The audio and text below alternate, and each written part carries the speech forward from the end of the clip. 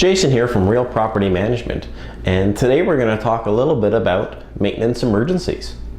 Everybody likes to think they never happen, and even with us, every now and then they do creep up. It's just going to be a numbers game. Things go wrong. I always going to remember this one story that happened to me probably about a year and a half ago. It was 2 a.m. on a Saturday. Nice rainy storm. Thunderclouds, cats and dogs raining outside, you wouldn't believe it. And we get this call from a tenant. They're a little worried. They hearing a branch crack outside.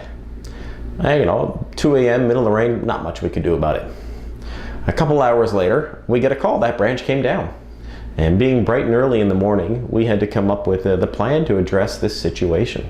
And not only did the branch fall through the roof and enter the house, it also knocked out the power to the property. So we had a pair of tenants opposite end of the city, bright and early in the morning, and no power, a nice rainy puddle in their bedroom.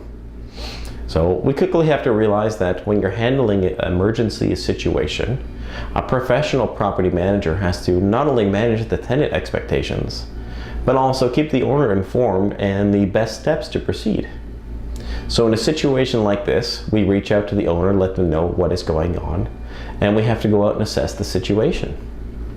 In this case, we went out, we tarped the area off to prevent any further damage into the property. We had the debris removed from the home and temporarily covered up. We also even had to get a special permit and inspector from the ESA out there to restore power to the property so the tenants would be able to live in it until we could get the place fixed up again. Because let's face it, you can't live in a home these days with no toilets, no microwave, no stove. You kind of need these modern conveniences really to just get by with your day-to-day items. So while all this was getting done, we're in constant communication with the tenant and the owner, and that's what you should expect out of any professional property manager. There were probably about 6 parties involved in this small little repair renovation emergency, just to make sure that things got handled and the tenants were back in the property within a day, avoiding any additional costs or lost rent. So be prepared when emergencies do come up. You can't plan for everything, but you can make sure you have the right people at your fingertips to manage an emergency when they do come up. Know who to call for your jack of all trades, and always have a backup, because it's bound to happen that people are going to be out of town or not available, and as the landlord, it's always left to you to get these things fixed. I wish you the best of luck, and we'll see you soon.